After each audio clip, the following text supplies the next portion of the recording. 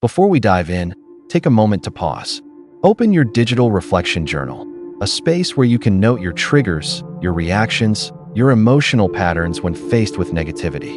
This isn't just a passive listen, it's a mental training session. Because today, we're exposing one of the most damaging myths of the internet era: don't react to trolls. They say it like it's wisdom, like silence equals strength. But what if the truth is the exact opposite? What if every time you ignore, suppress, or emotionally swallow an insult, you're not winning the battle, you're actually teaching your nervous system to freeze?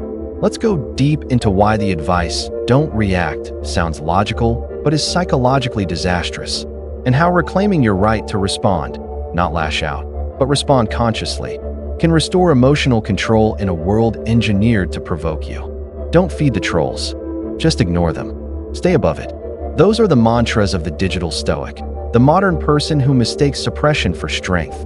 But the truth is, most people who don't react aren't calm. They're clenching. They're bottling up tension, silently boiling behind the screen while pretending to be unbothered. See, silence is often misread as mastery. But silence without emotional processing isn't strength, it's stagnation. You're not neutralizing the attack, you're internalizing it. And every time you do, your brain learns, when I'm attacked, I freeze. That's not emotional intelligence, that's emotional paralysis. It's your amygdala, again, that ancient alarm system, firing off like there's a predator in the comment section. So you scroll, you doom check, you screenshot, you replay what they said. You're not reacting, but your body is reacting. Your heart rate is up, cortisol spiking, hands cold, breathing shallow. This is what psychologists call cognitive dissonance, when your outer behavior and your inner emotion contradict each other. You pretend to be unbothered, but your nervous system knows you are. And the longer you do this, the more it trains your mind into emotional numbness. Not peace, just apathy disguised as maturity. Let's get this clear. Trolls aren't after your attention. They're after your energy. The goal isn't your reply, it's your internal disruption. They want to hijack your emotional bandwidth, to make you spend mental energy reliving their words, doubting your worth, explaining yourself in your head to an invisible audience. You think you're not reacting, but you're ruminating, which is worse. Because the troll has now occupied free rent in your prefrontal cortex. Trolls when the moment you lose emotional coherence. When your body tenses, your mind loops, and you pretend it didn't affect you. So the lie isn't don't feed the trolls. The real lie is that ignoring them equals peace.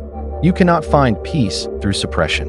You only find it through expression, but the key is directed expression. Not impulsive retaliation, not digital warfare, but conscious response, rooted in understanding the game. Every platform you use, TikTok, X, YouTube, is designed around emotional contagion. Content that triggers you performs better than content that soothes you. So when someone provokes you online, the system amplifies it. Anger spreads 6 times faster than calm content. Negative comments have higher retention rates. The entire ecosystem rewards provocation, not dialogue. So when you ignore, the system doesn't stop showing you conflict, it feeds you more of it. It interprets your pause, your dwell time, your subtle attention as interest. You are not fighting trolls. You are fighting algorithms that weaponize emotion. And this is why emotional suppression doesn't work in the digital age, because you're not dealing with a person, you're dealing with a loop. Every unprocessed reaction strengthens the loop, and every conscious response weakens it. What does it actually mean to respond consciously? Let's break it down.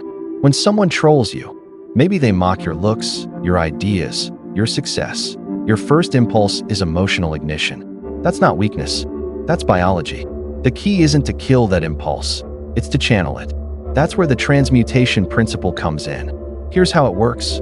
Number 1, name the emotion. Label what you're feeling. I feel disrespected. I feel misunderstood. This instantly moves your brain from reaction to regulation. MRI scans show that naming emotion decreases amygdala activity by up to 50%. Number 2, pause physically, not psychologically. Don't rush to comment, but don't bottle it either. Take a walk. Shake your hands, breathe, move the energy through your body. Number 3, reflect, don't ruminate. Reflection is active. You analyze the trigger. Ruminating is passive. You replay it endlessly. Number 4, Respond from understanding, not ego. When you finally speak, if you choose to, speak to reveal, not to retaliate. Example: you might think you're getting to me, but honestly, you've reminded me how easy it is to project insecurity. That kind of composure dismantles the troll strategy without suppressing your truth. You've reacted, but with awareness, not chaos. Now let's shift perspective. Why do trolls even exist?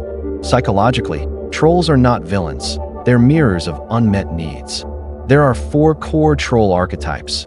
1. The displaced pain type projects their own self-hate. 2. The significance seeker craves validation through conflict. 3. The chaos addict needs attention to feel alive. 4. The ideological avenger uses moral outrage as identity armor. All 4 share one thing: disconnection from empathy. Their nervous systems are wired for threat detection, not conversation. Once you understand this, you stop taking trolling personally. You see it as a nervous system clash, not a moral one. They throw pain. You transmute it. That's emotional alchemy. Here's the truth. Ignoring trolls doesn't reclaim power. Embodied awareness does. Try this framework. A.C.T. Acknowledge. I see what this is. Bait. Center. Take 2 deep breaths. Relax your shoulders. Transmute. Choose a response that reveals composure, not compliance. You can even turn this into performance art, a public demonstration of calm intellect. A one-line reply that says, I don't need to defend myself, but I can clarify the truth. Power isn't silence. Power is precision, the ability to speak when it matters and mean every syllable. Let's get brutally honest. There's a dark side to always being above it. When you brand yourself as unbothered, you start to suppress not just anger, but aliveness. You flatten your emotional range. You stop feeling deeply because you've equated feeling with weakness. But sensitivity is not fragility, it's data. Every emotion carries a message. Anger says a boundary was crossed. Sadness says something mattered. Defensiveness says, I don't feel seen. Ignoring that data doesn't make you enlightened, it makes you disconnected.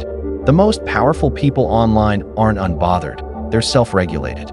They still feel everything, but nothing owns them. What if instead of ignoring trolls, you use them? Not as enemies, but as mirrors for growth. Imagine a hate comment that says, you've fallen off. Instead of reacting, you ask yourself, why does that sting? Maybe because you secretly believe it. That's not shame, that's feedback. Use it to refine your craft. Channel it into your next creation. When you share lessons you've learned through public adversity, you demonstrate authentic confidence, the kind that doesn't hide behind silence. You don't just control the narrative, you own it. Stoicism has been misinterpreted online. Being stoic doesn't mean being numb. It means being in full control of your internal reactions, so you can direct them with clarity. Marcus Aurelius didn't say, ignore the haters. He said, the best revenge is to be unlike your enemy. That means respond, but with evolution, not imitation. Let your reactions be proof of growth, not evidence of fragility. So next time someone tries to bait you, remember, you don't owe them silence. You owe yourself mastery. So the next time someone says, just don't react, remember, calm isn't the absence of response. It's the precision of it. You are not here to be emotionless. You are here to be emotionally intelligent, to understand, redirect, and transform every spark of agitation into self-awareness. That's how you win the invisible war of the internet, not by disengaging, but by upgrading your emotional OS. If you want to go deeper, open your Deep Dive Companion PDF. Inside, you'll find guided exercises, how to map your emotional triggers, how to practice digital detachment, how to transmute online conflict into creative power.